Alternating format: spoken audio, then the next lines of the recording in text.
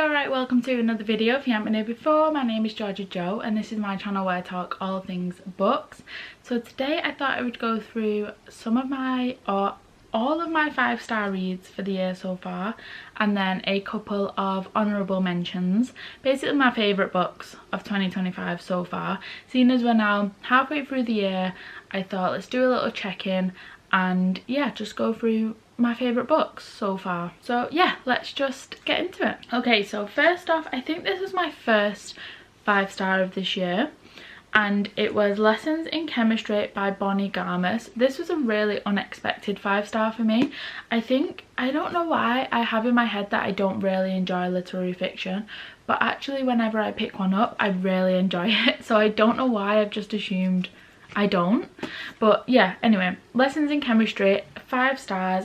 I'm pretty sure it was my first one this year, and I can't remember when I read it, but it was early on in the year. So basically, Lessons in Chemistry is set in the 60s. It's about Elizabeth Zott, who is a scientist, but because she's a woman, she's not taken very seriously. She's not given enough funding to be able to actually make strides in science. She finds that her male counterparts are, you know, getting all this money and getting all this praise and being able to do all this research, and she's just not being given that purely because she's a woman, and they don't think that she can sort of do the same thing as the males can do.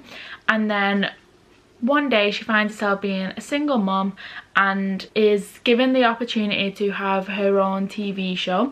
So she's thinking she's going to teach people about science. This is going to be amazing. She's finally getting some recognition, and they actually want it to be a cooking show. So she very reluctantly says yes and decides she's going to be the front person for this cooking show, but she's going to bring science into it as well. I think a lot of this book, although it's set in the 60s, a lot of it I'm like nodding my head at, thinking yeah, that's how it is today. Like so much of it is still relevant and stuff that, you know, women are still having to deal with and having to go through, even though this was set 65 years ago or 60 odd years ago. I can't remember what year exactly in the 60s it was set, but 60 odd years ago, and we're still going through the same issues. Like, we've got to sort it out at some point, do you know what I mean? There's got to be, like, I just don't understand why we're still dealing with these problems. I think on the surface, Elizabeth Zott she's just teaching women how to cook. She's teaching them how to be good housewives, how to be good mums, how to be at home and make sure, you know, be very house proud and make sure your home's perfect for when your husband gets home and his tea is ready on the table, that kind of vibe. When really, because these little bits that she's putting in, these little science bits and these little bits about being independent and being strong, empowering women, it kind of makes the women that are watching it realise that they can be more than housewives if they want to be, and they can go and be a scientist if they have a passion to do that, or be whatever it is that they want to be. Obviously, of course, if the woman wants to be a housewife and she's happy being that, perfectly fine, you go and do you. But I think it's important that even now, like, it's the issue of having choice, not just the illusion of choice, you know. It's the being able to choose, do I want to be a housewife? Is this actually what I want to do? Or am I being made to do this? Or do I actually want to go out and be whatever else you want to be, you know? I think with this book, I really loved Elizabeth as a character. I loved seeing her be sort of this strong, empowering woman, but also be a mum at home, and just got so many different like factors to herself. I think the book, like I say, is very relevant to today's issues. It's inspiring in moments, it can be emotional. I loved that the sort of set of the program was a cooking show, but it was so much more than just a cooking show, and I've never read a book like that before. So yeah, I really enjoyed it. I definitely would recommend reading it. I think it deserves all the hype it gets, and yeah, I gave it 5 stars. So that was Lessons in Chemistry by Bonnie Garmus. Next up we have A Language of Dragons by S.F. Williamson. So I spoke about this in a recent video. I think it was maybe a wrap-up of books that I'd read recently, and my camera ended up running out, so I didn't manage to speak about this book a lot. but I did give it 5 stars. I really would recommend this. It was such a good fantasy book. So this book is set in the 1920s in London. It is obviously a fantasy book, like it's literally called Language of Dragons, and in this world there is like a class system. I think there's only 3 tiers. Third class being the really poor, really beaten down, not sort of really seen as human a lot, and then the second tier being, or second class being sort of obviously in the middle, and then the first class being like the elites, very wealthy. They typically have like really amazing jobs and things like that. And you've got Vivian Featherswallow, who is our main lead in this. Comes from a second class family. Her parents have got really good jobs. She's got one younger sister, I think that was it. One younger sister and then a cousin that she's really close with, and she wants to study dragon languages. She's very clever. She knows a lot of different languages, which is, if only, I would love to be like that. I'd love to be able to speak more than one language, but I just feel like I don't have the sort of brain capacity to hold in like that many words, you know. So yeah, she wants to study dragon languages. Also, I don't think I mentioned this world is like, you've got dragons and you've got humans, and they live amongst each other. So yeah, she wants to start an internship, and this lady who she wants to intern for comes around to the house and ends up getting her parents arrested for being rebels. So Vivian ends up doing anything she can to like get her family freed and avoid her sister going into the 3rd class, and she ends up starting a civil war between rebels and the sort of government, and ends up getting a new job as a code breaker. And she's promised that if she breaks the necessary codes, then her family will be freed and they can all live like happily ever after. But obviously things aren't always as they seem, and it follows, just sort of following Vivian through this, like trying to get a family freed, learning about rebels and sort of how humans and dragons are living amongst each other. And they have this treaty where they are not allowed to, like, dragons aren't allowed to eat humans and humans aren't allowed to kill dragons. But it's a very sensitive treaty, you know, and it, obviously with the being rebels, it's not a treaty that's loved by everyone. Not everyone agrees with it. There is a bit of a romance involved in this, but it's very much a side, like it takes up a very small space in the story. But it is a romance that I think it definitely does add to it, but it's nowhere near, like, I won't call it a romance. It's not, you know, it's not taking over. The romance isn't half of the story. I think if you took the romance out, it would still be a really amazing YA fantasy book. And yeah, I think the different twists and turns, I think it comes under YA anyway, I would imagine so. I'm pretty sure it comes under YA.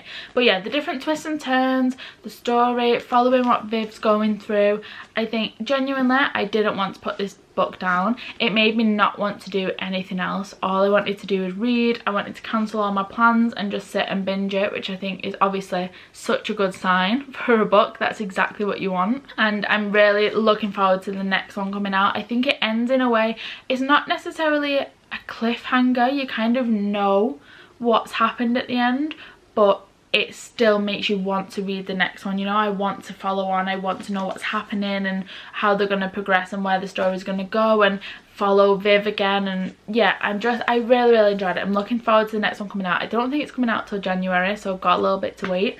But yeah, 5 out of 5, really enjoyed it. A Language of Dragons by S.F. Williamson. Next up we have The Women by Kristen Hanna. This again was one that a little bit took me by surprise. This was a book club pick for the month of May, I think it was, or it might have even been April. Again, this is one where I feel like if something's like a historical fiction or a historical romance, I won't gravitate towards it because I just think I'm not going to enjoy that, but actually really do. I think this is a romance and a literary fiction.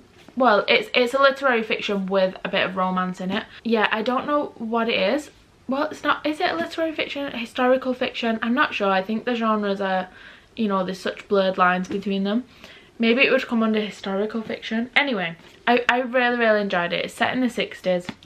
I don't know if I said this, but it's my first Kristen Hanna book, and it's definitely made me want to read more of her writing for sure. I really enjoyed it. And the book is following Frankie, who, it's set in 1965, and it's following Frankie, who grown up in a very military proud family. I think her dad served but didn't really see any action, but he was in the military, and then her brother decides he's going to join the military to fight in the war in Vietnam, and this sort of encourages Frankie to join up too in the Army Nurse Corps, which she's expecting her family to be like super proud, but because she's a woman it's not seen like that. Her dad's like, can't believe you're doing this, why are you going into the army type thing. But she wants to follow in her brother's footsteps, so she does end up becoming an army nurse. So the first part of this book is set in the war. She's joining the war, she's seeing it all for the first time, she's so overwhelmed by it all. There's so much going on, there's obviously blood and gore and fighting and so much happening that's just not told about at home. With the propaganda, she wasn't expecting all this. Obviously a war is a war, but it's not like the news outlets and the conversations that people having and not describing what these men and women are actually going through in the war. So it's very much like a shock to her that all this is happening. And then the second part of this book is post-war, or post-war as in Frankie's come home from it, and it's following her struggles then. She's got her struggles being in the war, and then the struggles because of the war, and how the sort of general public opinion of her being there, and how because she's a woman she's not considered to be like an army vet, even though she saved a lot of these men's lives. She's not considered as like an important factor, because it's very much like the men were like, there was no women in the war, you know, you can't possibly be a vet, you're not included in this because there was no women in the war. I think that the book is so beautifully written that you feel like you're really going on this journey with Frankie. You feel like, or I felt at least, like you were there, you were living it and feeling the emotions that she's feeling, and the heartbreak and the grief and the friendships, how the female friendship really got her through, and how they have to hold each other together. And she's got other women that are going through the same, and they don't understand why. We were literally there, we've been on the front line, we've saved all these men's lives, we've done everything we can, yet we're not treated as equal. And yeah, how these female friendships really, they saved each other's lives just by purely being there, and how patriotism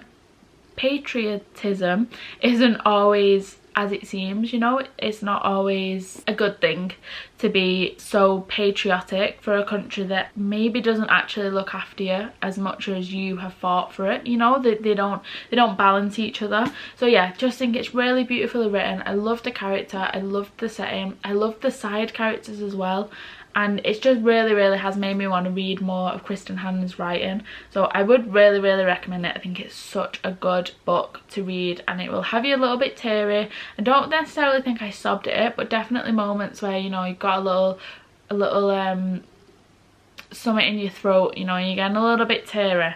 Yeah, I really enjoyed it. I could not recommend this book enough. So that is The Women by Kristen Hannah. And then I think this is my last 5-star of the year, and it is The Forgotten Book Club by Kate Story. So this was a book, again, it took me by surprise, but not for the same reasons as the others.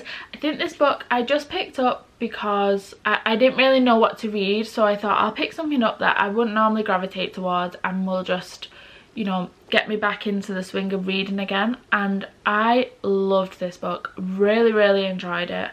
It made me feel so many different emotions. So basically following Grace, who is a widow. Her husband passed a year ago, so this is 1 year on, and she's kind of been stuck in this grief. She's not wanting to see anyone. She only really sees her daughter and her grandson, and she doesn't really want to be around people. You know, she's an older woman, so she's lived this whole life with her husband. For then him to not be there, she just can't, not necessarily get past it, but she can't go through life without him by her side, you know. So she's become very much a recluse, and then one day her grandson persuades her to go to the book club that her husband, I can't remember what her husband was called now, Frank, her husband Frank, he ran this book club. So her grandson persuaded her to go to it, just go and see what it's about. You know, people are gonna have known Frank there, and maybe it will just be nice to get back out there and see people again. So she goes to this book club expecting a regular book club. She wants to be told what book to read and then have a discussion about it and people share their thoughts and feelings, but actually it's not quite as she expected it to be. And it's actually a silent book club where people, well, obviously they're silent, they're all reading their own thing. You can bring whatever genre you want to bring, whatever book. It doesn't even have to be a book, you can bring a magazine, whatever you want, and they just sit in silence and read, but in the company of other people. And she finds the sort of quiet super uncomfortable because she's wanting to just talk and kind of be out of her own head and be distracted for a bit, and it's a bit uncomfortable to be in a silent room with other people. And the first time she goes there, she's that uncomfortable, she actually ends up leaving, and one of the book club members, Anne, sort of chases her down and they talk about Frank a bit. She finds out that she's Frank's widow and is like, you know, you really should come back, we're a really lovely bunch of people, everyone would love to know that, you know, talk about Frank and everyone misses him, and you know, tries to persuade her to come back basically. And she does eventually, she does go back to the book club and soon realises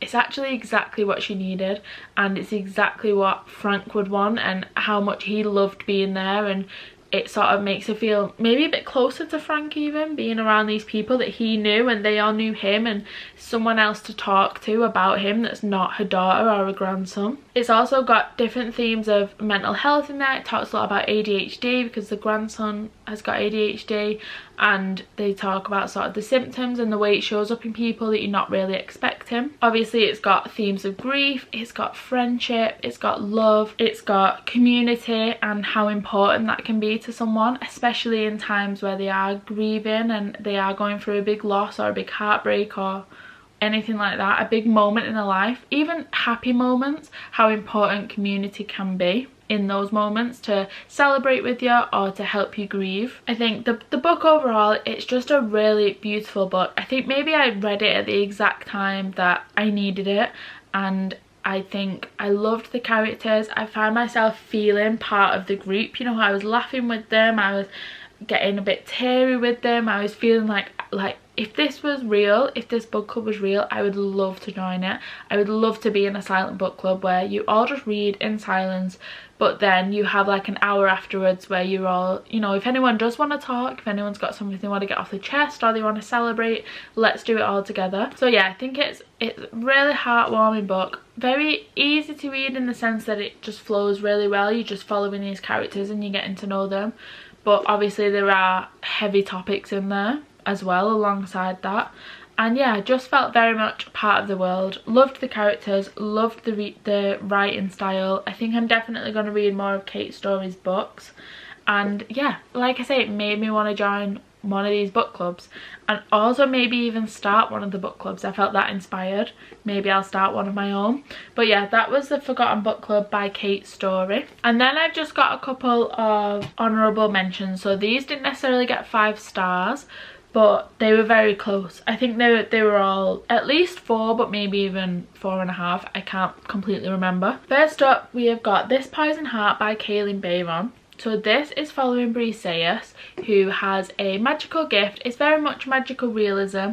So she has this magical gift where she can grow and manipulate plants, but she lives in a place where no one else has got any powers. It's only her, none of her friends have, her family doesn't. She's adopted, so she lives with her 2 mums, so she doesn't know anything about a biological family. And then one day she gets told that her biological aunt has died and has left her this giant mansion that's like, I don't know, a state away or whatever. I can't remember what places they were in, but it wasn't like round the corner, you know, it was a good drive away. So her and her mums decide they're gonna go there for the summer. They're gonna suss out, you know, why they were left this, do they want to live there, can they find out anything about Briseis's biological family, and maybe she can explore these powers while she's in the middle of nowhere rather than in the middle of like New York City or wherever it was originally, in the middle of a city where she can experiment with her powers without it being really obvious that she's growing all these plants, you know. There is sort of a theme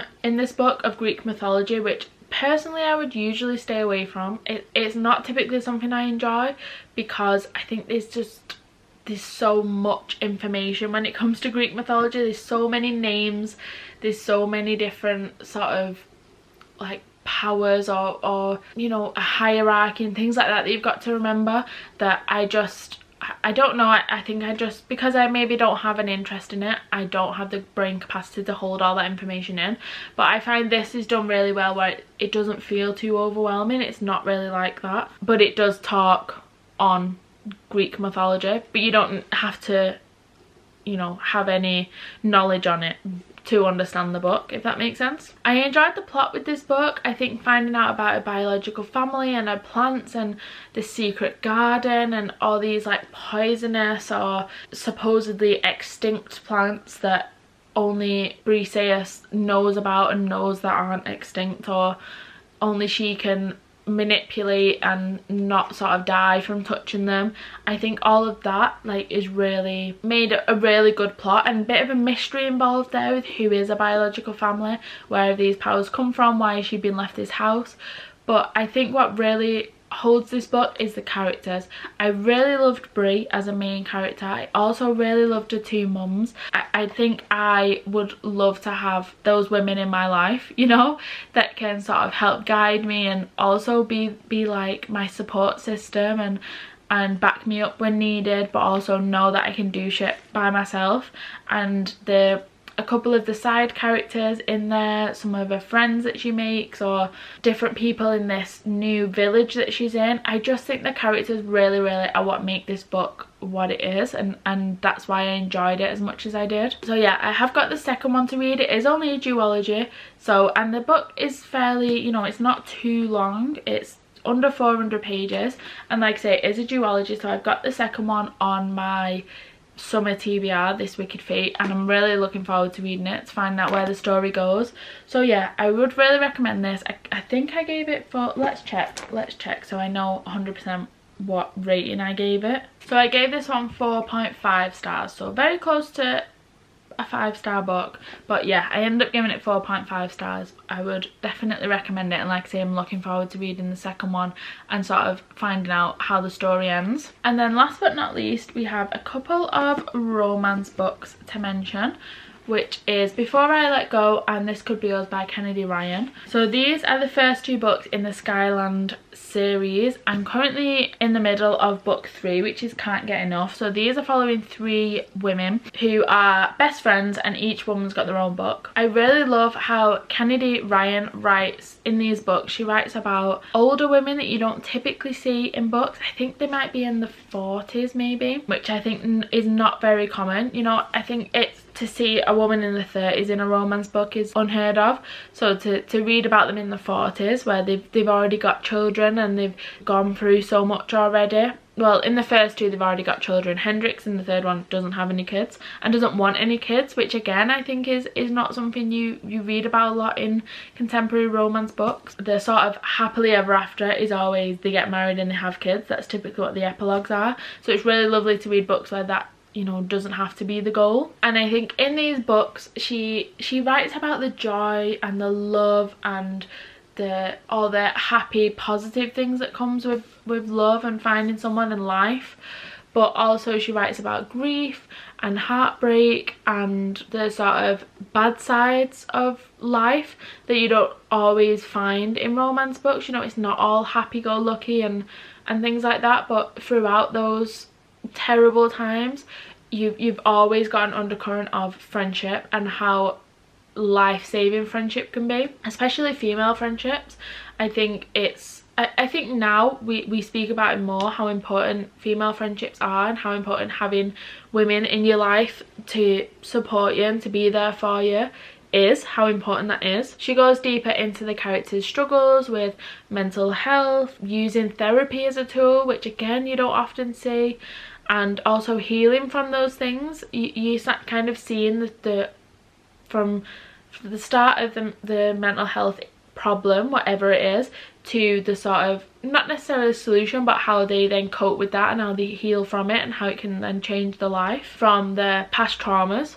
I love the friendship between these 3 women. I think it can show, how, like I say, how empowering female friendships can be, but also platonic love in general and platonic soulmates, and how that can be just as beneficial to your life as romantic love and romantic soulmates can be. So yeah, I think the books are very heavy. They do include very heavy topics, but there's so much joy in them as well, especially around the love and around the friendships. I think they're really beautiful books that are written so well. I feel very invested in the characters, even in the side characters. I think they all sort of have like a purpose of being there, and they all add to the book, and I felt like I was experiencing life with them, you know. So yeah, I definitely would recommend this romance book. Just obviously go into it knowing there are some heavy topics, but yeah, I would really recommend them. I'm really excited to read Can't Get Enough, the third one in this series, which is about Hendrix. And like I say, she's the child that she's the woman that doesn't want children, doesn't have children, doesn't want them. And I think that's really important to read about, to know that that's an option, which probably sounds a bit daft, but I feel like as a woman, you or as a young girl really, you're brought up thinking that's the end goal, is to have that white picket fence, you know, beautiful house with a beautiful husband and the 2.5 kids, and that's sort of what you know, that's your life complete. But actually there can be more to life than that, if that's something you don't want. Beautiful if you want to have children, beautiful if you decide you don't want to have children. So yeah, I'm really looking forward to reading that. And that is the end of today's video. So that was my favourite books of the year so far. Hopefully I get a few more 5-star reads. I don't really necessarily have any predictions of 5-star reads, but I try not to go into books thinking this is going to be a 5-star read, because it most likely it's gonna let you down if you go in with that sort of expectation. So yeah, I don't have any predictions, but I am hoping to have some more 5-star reads at some point this year, at least in the next 6 months, to have some more amazing books to read. But yeah, that is the end of today's video. I hope you did enjoy. If you did and you'd like to subscribe, I would really appreciate it. But other than that, I will see you in a bit.